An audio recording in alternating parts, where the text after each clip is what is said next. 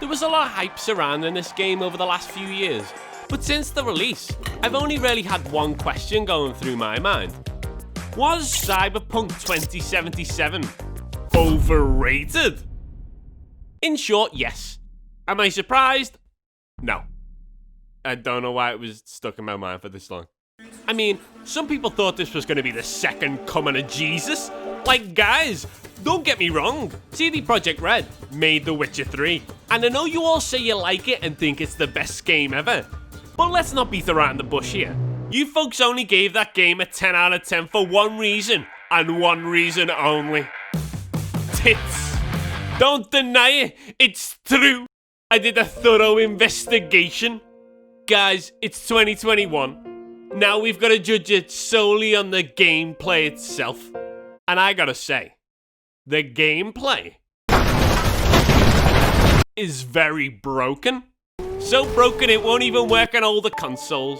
Refunds are just flying out of CD Projekt Red every second. The optimization is just a disgrace. If you can have this on a PS4, then there's no real excuse why Cyberpunk's worse than my upload schedule. The problems get even worse if you don't have an SSD.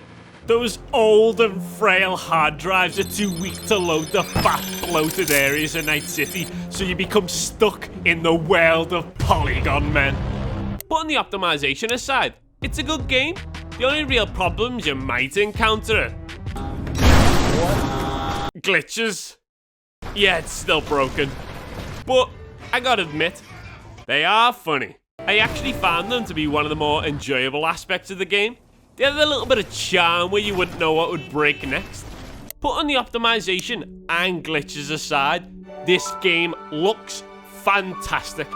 But you really have to put those aside, like, real far. Keep going.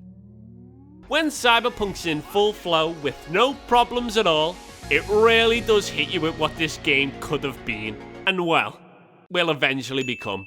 From the highly detailed environment, with various flavours of architecture, to the lively bustling streets covered from head to toe in neon lights, you really can't help but be blown away by the multi-layered labyrinth that is Night City. But then, you know, as I said, real far.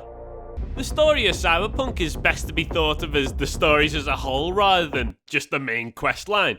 I found the major side quests to be a real highlight of Cyberpunk, each different and interesting, giving you some insight into the world that is Night City.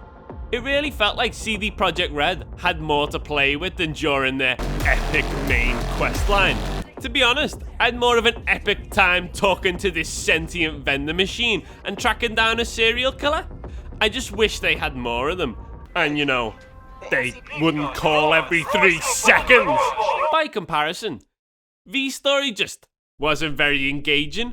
You, a run-of-the-mill merc, gets commissioned to rob a USB from the biggest boy in all of corporations. But as you guessed, nothing goes to plan, otherwise there wouldn't be a game.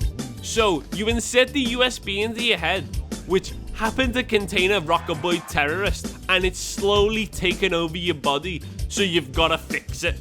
Luckily, your head has 2 USB ports, otherwise you wouldn't be able to do any more missions.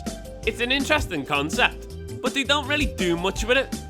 You put a chip in your head and get told you're dying, but then you can do about 100 side missions while that chip waits for you to do a main mission. Only then will it pop up and remind you, oh yeah, by the way, I'm eating your brain. As the player, you have no real sense of urgency to fix this chip at all. It's not really conveyed in the gameplay except for the occasional, oh boy, I'm dying cutscene. To be honest, I don't know why V just doesn't skip the main quest. He'd live forever. It's not as if there's a time limit. The main story's real saving grace are the characters it introduces. Jackie, Victor, Evelyn, Dex, Neo, Judy, Panam, Bar Lady, Jackie's mum, Rogue, and let's not forget the greatest boy of all, Johnny Silverhand. Breathtaking. Each character breathes life into the game every time they appear on screen. From the moment you meet Jackie, you get pulled right in, and for a second, you feel fully immersed into Night City. The acting, writing, and realistic animations all combine to create a wonderful experience. But the next thing you know, he's pulling a gun out of his head. Speaking of guns, you use them a lot in this game. Well, you can sneak around or become a slasher man, but when guys can see you through walls and melee combat's terrible, I don't really see you doing that. Guns can vary, but mostly come in 3 major forms. Power guns, which can bounce off the walls, tech guns, which can charge up a shot, and smart guns, which are just broken. You can use the other 2, but when a gun aims for you, what's the point? Good luck missing when I have 100% accuracy, boys!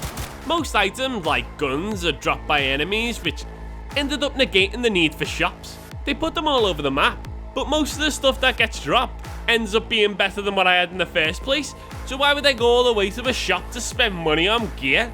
There's no point. This felt like a running trend through most of the game. You're given a life path at the start of the game, and all it does is change the intro and make the game give you some unique dialogue choices.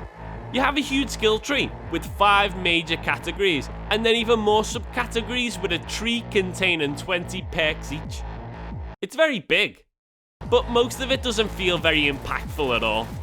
As it turns out, increasing damage by 3%, pretty underwhelming. To make it even worse, the most interesting and unique system in the entire game ended up being completely useless unless you wanted to double jump or get arm swords. So many characters in this game are covered in augments, but my guy barely had anything. None of the augments are interesting at all. I don't know why so many people have them. Don't they know you can just put more skill points in body to get more health?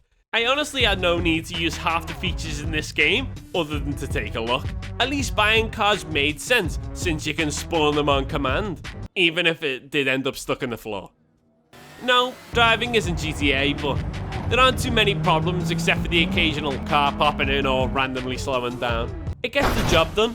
I gotta say though, what CD Projekt Red did right with cars is the radio system. That shit's the dream. You bitches better step back. I'm living the 2077 pom-pom shit life now, boys. This song actually explains one of the side missions completely. When it's working, most of the gameplay is actually done pretty well. There's just one system that fucking haunts me to this day. I have no idea what's going on with the police. They ended up being the scariest existence in this entire game. Forget about corrupt corporations and tech gangs. The moment you piss off a policeman, it's the end for you. No waiting for them to turn up, no. The second the star appears, they spawn behind you. But whatever you do, don't turn around. Because if you do, well, surprise, bitch! I see a policeman spawn right on you. It's an endless cycle of death.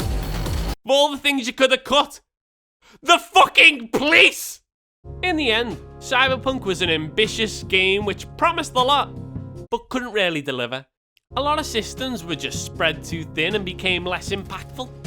It was fun to play, sure, but that's it. It didn't really blow you away with its radical new gameplay system or amazing story. It was mostly just carried by its great cast of characters. After all this hype, Cyberpunk 2077 was just, well, average. Wait a second. Pornhub's removed all their videos. Nudity's back in play, boys! 10 out of 10! They did it again! The best £50? £100 not enough for this magnificent piece of art! Best game ever! Penis enlargement! It's on the way, boys! Game of the fucking year! Woo!